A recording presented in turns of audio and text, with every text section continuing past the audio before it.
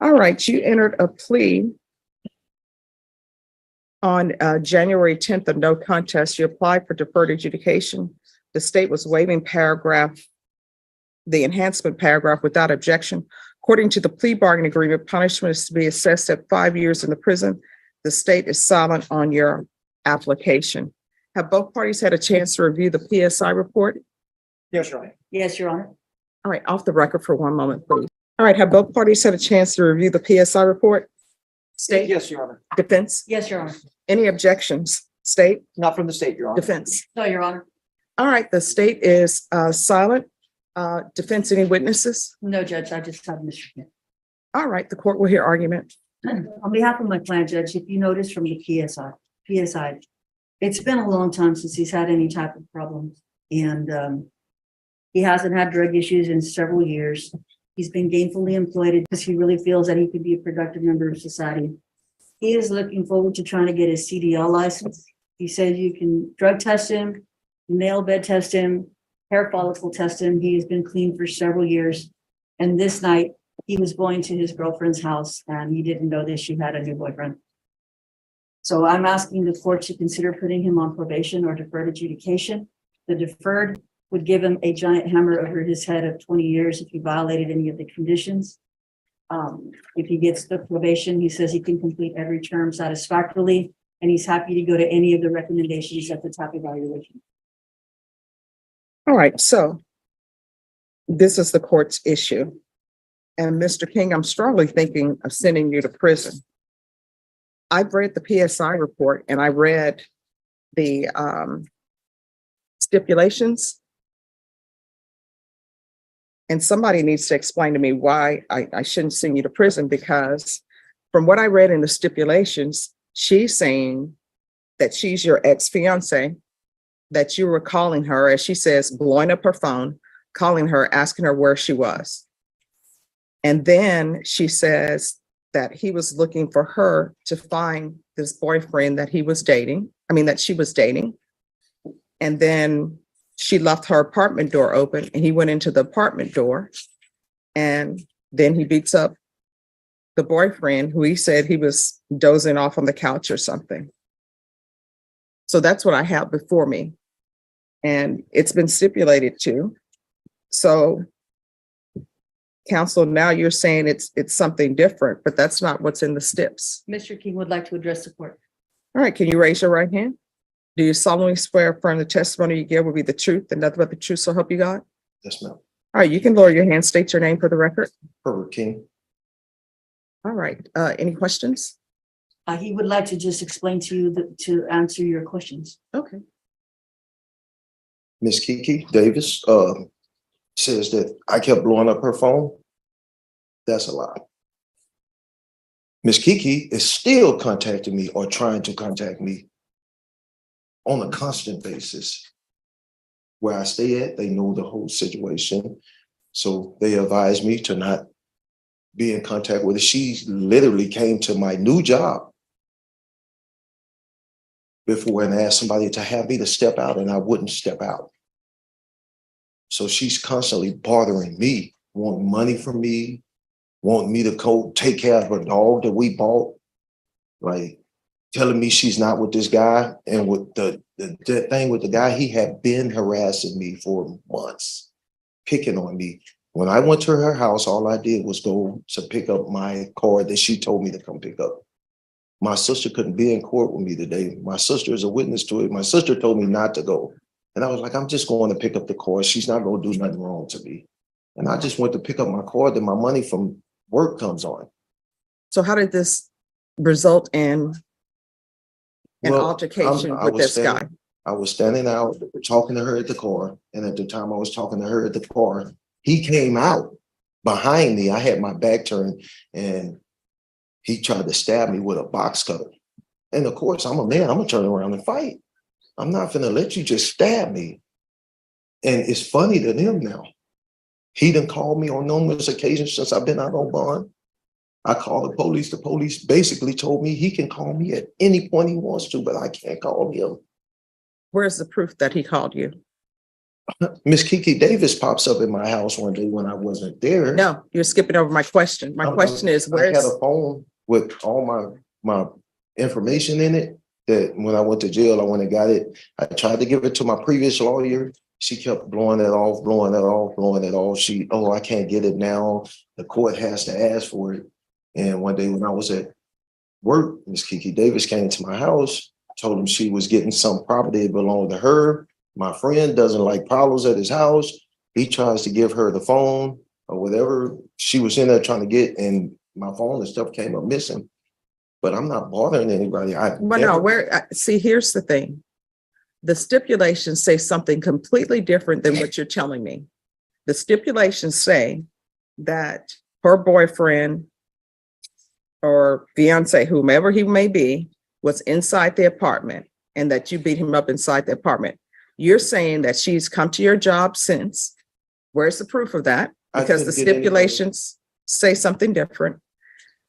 Then you're saying that he is calling you. Where's the proof of that? He's called me. I called the police. I made police reports on it, and they gave me a little paper. I don't know where the paper went. Once a police report is made, it should be in the system. And the police basically told me he couldn't really file a report because the thing was against me, not against him. So he can call me at any point that he wants to.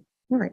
So counsel, this is Mr. King's story.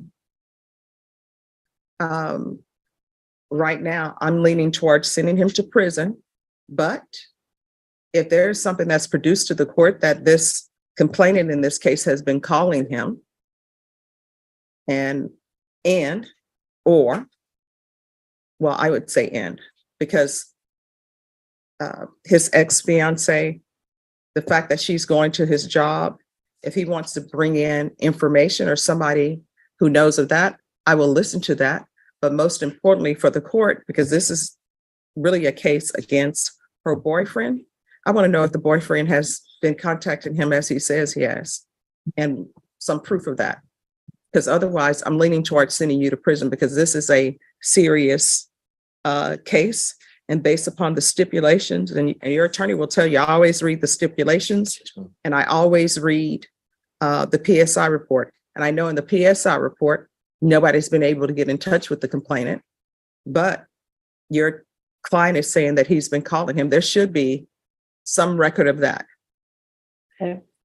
How much time can you give me? Because I would have to contact the police department and get a copy of the report and then see if, I don't know about a phone being improper. It was a different phone.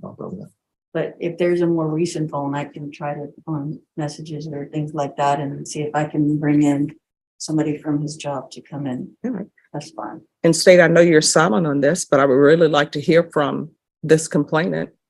Yes, Judge. All right. So how much time are you asking for? Can I get a month? Yes. All right, Ms. Ferguson on Mr. King, can we recall this for 1 month, please? No, put it, can you put it on like maybe the 24th? Because that's when I can hear it. Okay. So we'll come back on April 24th. And I will remember this conversation, but so everybody else can remember it, I will write on the docketing sheet what I'm asking for. And what I'm asking for is your ex-fiance coming to your job. That's great. If you want to bring somebody in and say that she's coming to the job, that's something for me to consider. But what I really want is I want this information about the boyfriend who may or may not still be her boyfriend. I want information that he is actually been calling him and state if he can come in. Yes. She has problems with all men that she's with. He actually beat her up 2 weeks after I was out of jail. Oh, well, see, here's the thing. That's that's what I'm saying is, if you want to bring a police report on that too, you're more than welcome to bring a police report on that. I will see what I can get you. All right. But I just want everyone to know what I want. yes, ma'am. Okay. All right, Ms. Ferguson, we'll give you a reset form and it will be at, let's set it for at 11. Okay. Judge, on this case, I did not have an investigator appointed. Can I get an investigator for a short amount of time to find those records for me? Yes. Okay. And counsel, if you, because I know you haven't filed a motion yet, if you just get the investigator and then you can bring the motion in and the court will sign it. That way it can start immediately. I'd like to do that. All right, and do you need do you have a copy of the police report or do you need it for the complainant's information? I have the discovery, so, but I don't know how contemporaneous that would be in terms of getting her phone number, because he says it's changed. Okay. But let me see what I can bring in to show further proof of what he's telling me. All right, thank you. Thank you. Thank you. Hello, Your Honor. Hello. Monica Guerrero is in federal court. We're wondering if we can recall this to when she's back. And Herbert King is present. All right, If- and does she have the information? Because the defense was to provide information that defendant's ex has made contact and that complainant has contacted the defendant. So that's why we were here. He was going to provide information that his ex has been contacting him and that the complainant's ex has been contacting him. There is some partial information we obtained. Herbert King obtained it himself. Okay. I forwarded it to Monica, but she's in Del Rio. Okay. And we're wondering if we can recall the case to May 2nd. All right, can we recall it tomorrow? If it's if the court orders it, I will let Monica Guerrero know. All right, so let's come back tomorrow. All right, we'll be back tomorrow. Okay, thank you. Parties announced for the record for the state, Jason Garrett, Your Honor. for the defense, Monica Guerrero for Mr. Boyd. for Mr. King. Mr. King, I read your name. Sorry. Okay. That's okay. All right, I need everyone to whisper. And to all the attorneys, when we're on the record, if you could please not approach the coordinator, approach up here while we're on the record, because it makes it more difficult for the court reporter to hear and it's distracting. All right, you're Mr. King? Yes, ma'am. All right, we're here today for sentencing. Yes, ma'am. According to the plea bargaining agreement, punishment was to be assessed at 5 years and the state was silent on your application. And we've come back here several times. And the reason why we came back is because your client said that the complainant and the complainant's boyfriend were in contact with him on more than one occasion. And I asked for documentation of that so the court can make a decision on whether or not the court would grant his application. Defense, do you have any evidence for the court? I handed the clerk a police report as well as an email from a witness. I did receive another email this morning, but I did not have a chance to print that out from a witness who says she is a witness to Donald Clark harassing Herbert on the phone and through messages. All right. State, do you have any objection to the court reviewing a statement from William McClure and a police report with the incident report of SAPD 2212-2612? No objection. All right, let me review those documents. Oh, I will tell you, I appreciate William McClure's letter, and I do realize it's here saying, but the state had no objection to it.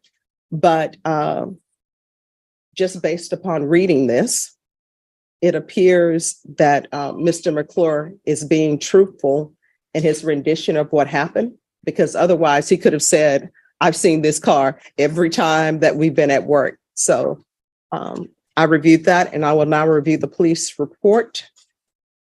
All right, anything else you wish to present to the court on behalf of your client? You You can raise your right hand. Do you solemnly swear or affirm the testimony you give will be the truth and nothing but the truth, so help you God? Yes. All right, you can lower your hand, state your name for the record. And I think is that your left hand you were holding up? Oh, yeah.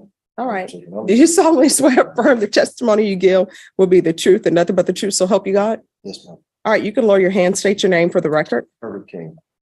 All right, you have questions?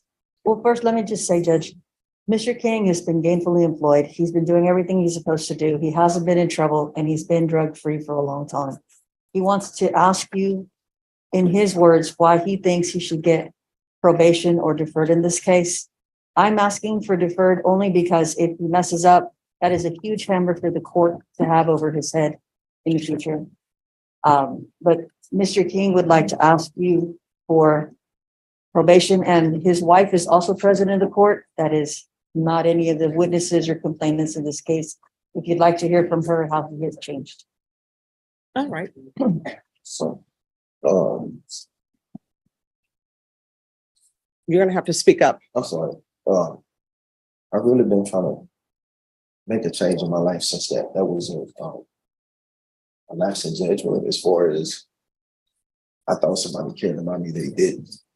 They were playing games with me. They were playing games with everybody else. I've moved on. I just recently got married on the 18th.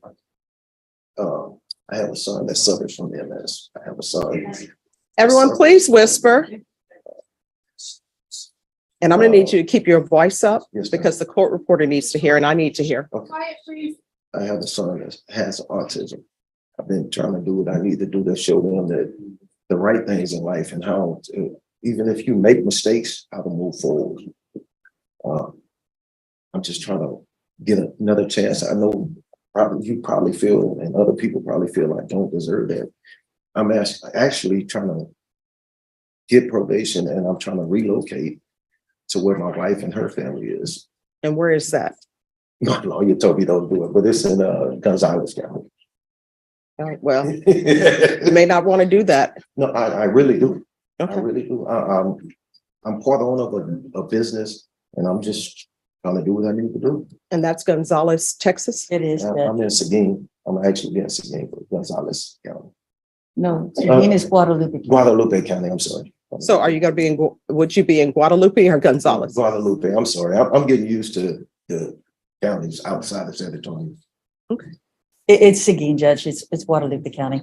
Gonzales seemed like a surprise to me this morning. I would have even said harder, don't go there. Okay. Yeah, but I'm. But he's willing to give a hair follicle or any type of drug test to show you that he's been drug free. He doesn't drink. He's been sober, and he would really like an opportunity. State, do you have any questions? No. What do you do for a living? I do custom apparel, Okay. Make business toys. I was working at gyms up until this last about week. It was some stuff going on up there that I felt would get me in trouble. So my wife had me to walk away because I just had bought a car and somebody found out my past and started cutting my car up, scratching it up. And they were telling me, hey, no cameras. We didn't see anything, so it was no problem. Just one moment. And State, if you have no argument, you can confer. Thank you. All right, I know it's a busy day. Yes. So my wife had me to walk away and I became part owner of the company that she owns. All right. So, Mr. King, I'm going to give you a choice. Sometimes I can't give people choices, but I'm going to give you a choice. You know you better than I know you, Yes. better than your attorney knows you. Yes. Deputy Laura always tells me she doesn't know why people do probation out of this court because probation here is hard. So you have a choice. I can give you 8 years deferred adjudication, or I can give you 2 years in the prison. I take the 8 years. Okay. All right. This is what the court is going to do. You ready? Yes, Your Honor. Right. I'm going to sentence you to 8 years deferred adjudication. There's a $2,500 fine that will be probated. Go off the record. So from here on out, every decision that you make, you need to ask yourself, is this something that could potentially result in me going to prison for 20 years? You understand? You're not to have any contact with the complainant or the complainant's current boyfriend, ex-boyfriend, whatever he is to her. If they contact you, then you need to call your probation officer and you probably need to call the police. You understand? Yes, ma'am. All right, just remain in the courtroom and probation will go over conditions with you. Yes, Thank ma'am. you, Your Honor. May I be excused? Thank you. You have one more case with us. I do. Yes. And just 1 second. Okay.